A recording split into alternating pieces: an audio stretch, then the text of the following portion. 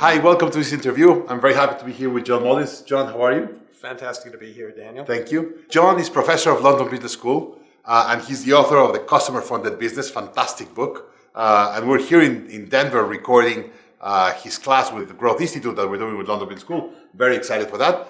But I want to talk with John a little bit behind cameras of why he likes these subjects, why this is important for him. So John, let's start with that. Why are you such a big promoter of financing the growth of your business with your customers instead of with investors?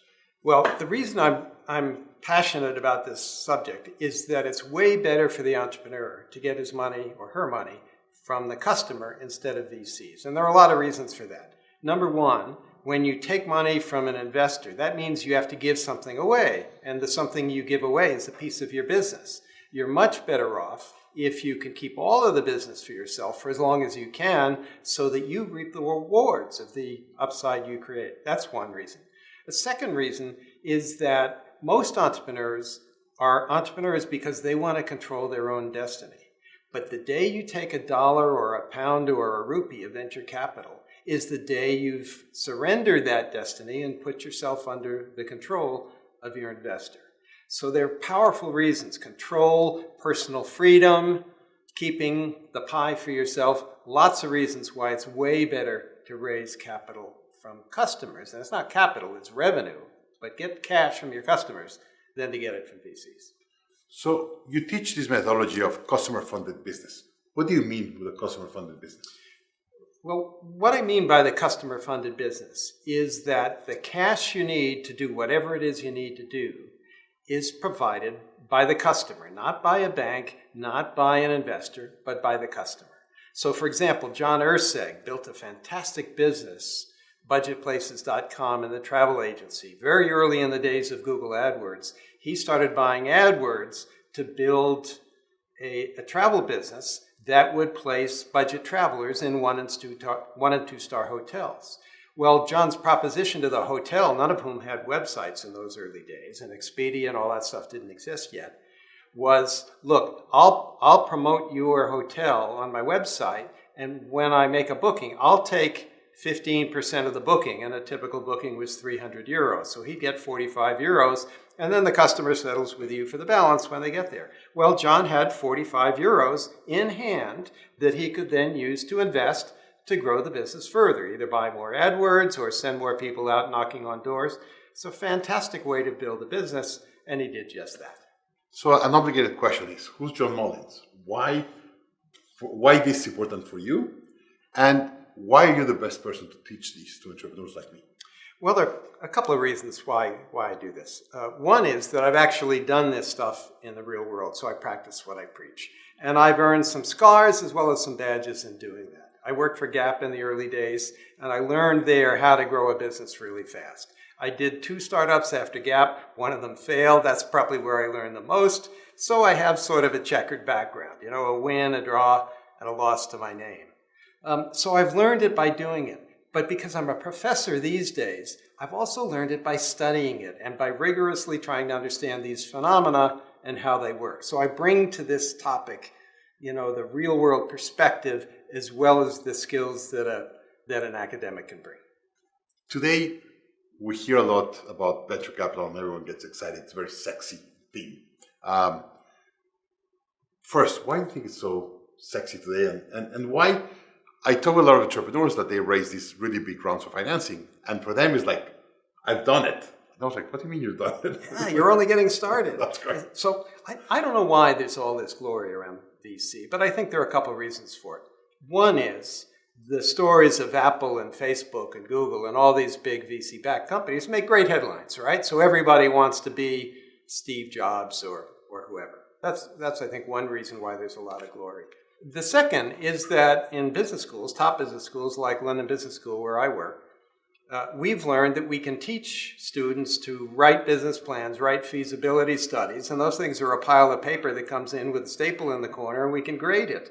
So because we can teach that stuff, guess what? We do so. And so I think we've created a culture that kind of builds, writing a business plan and trying to raise VC into the culture of the business school experience. And it's just wrong. We shouldn't be doing that. So I've seen some entrepreneurs that said, well, if I get bank financing or any other financing, it's more expensive than venture capital. And I was like, no way. It's much more expensive. So what's the cost of venture capital? The cost of venture capital is extraordinary. You have to give away a chunk of your business to raise that capital. And the return that that investor expects on that capital he gives you is vastly more than the rate of return a bank expects on their money. These days, banks expect single-digit returns, right? VCs, because most of their businesses fail, need to make extraordinary returns, north of 60, 70, or 80% per year compounded, in order to pay for all the losses they have in the deals that go bust. 60% money or 6% money? I'll take 6% money or 0% money from the customer any day. Very cool. So talking about, there's some models of business that it's easier to do with your clients or find with your clients, and there's some that you really need VC. When do you think is the right time to raise venture capital, and when is not the right time to raise venture capital? So here's my take on the right time to raise VC. I think you should raise VC once you've proven that you've got customer traction. Now, the trick to getting customer traction is you've got to build something and prove it in the marketplace. Build a prototype or something so you can prove customers actually want what it is you think you're going to sell. A lot of entrepreneurs say, but I don't know how to build a website, or I don't know how to sell, and I need to hire capital to find that person. Actually, it's not that you need capital. You need to find a partner who has the right skills to get done what has to get done to prove that there's really something of value in what you want to build. Once you've proven that, in my judgment, that's the time to raise VC. Perfect. You raise it to grow, not to start. Perfect. You and I were talking earlier today about the difference of being a disciplined entrepreneur and holding it to fund it yourself or your clients, and just go the easy route of raising venture capital. So what would you tell an entrepreneur that it's thinking, hey, if I don't raise venture capital, I cannot start?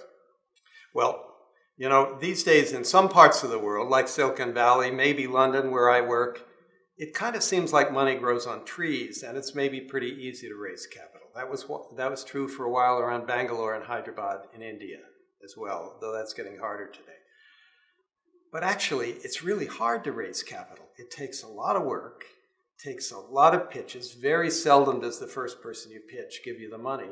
So you're devoting all this effort to investors, when instead you could be taking that time and effort and devoting that to your customers and making sure you're building something that the customer really wants and will pay for. It's a vastly better use of your time. The other day you were also talking about this, about the amount of time it takes you to raise venture capital. And you said, by the time you finish, it's a full-time job to do it.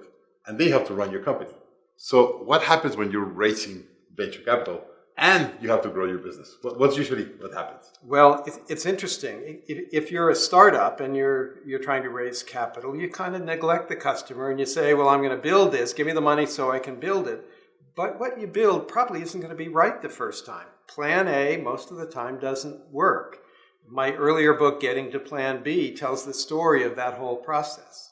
If you're a mid-sized company raising capital, maybe private equity capital, what I see happen is that in the 6 to 9 to 12 months you spend raising the capital, finally you get the check, the money comes in, and what happens? You report a bad quarter. Why? Because you took your eye off the ball. That's a big risk. Then they will say, well, we will invest but half the valuation because your company is doing less, not so much profit. All right, let's get as a last question. What's the cost of venture capital? Like, if I'm going to build a company and grow it and be successful and be $50 million value, how much of that do I lose to venture capital? People, you're asking a really great question, Daniel. People don't think about the cost. They only think about the upside and how huge my business is going to be. And if I only have a few percent of this huge pie, I'm going to be rich. But actually, the cost is extraordinary. Let's say you go out and raise a Series A round of capital to grow your business. And let's say the VC takes, or the private equity investor takes, say, 20% of your business. That would be a fairly typical outcome. In about 18 months, you'll have burned that money, but you're maybe doing well, so you need another round. And this time, maybe they only take 15% of your company, so you're being diluted. Well, after 2 or 3 rounds, you own much less of your company than you used to. So let's say you still own 65% of your company and your investors own 35%, to pick a random number. Well, if you can sell your business at the end of the day for, say, $10 million, that 35% is costing you what? $3.5 million. If you can sell that business for $100 million, that money is costing you what? $35 million. Now, do we know you'd have gotten to the same place without that VC? No, we don't, of course.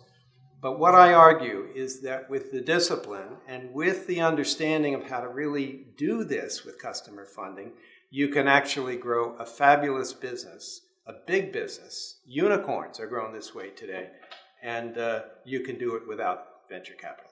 And to close this, we see that all the successful companies, they raise venture capital and all of that. And when I was going through your research, you document how few of the startups of the world are really funded with venture capital. Do you have numbers of?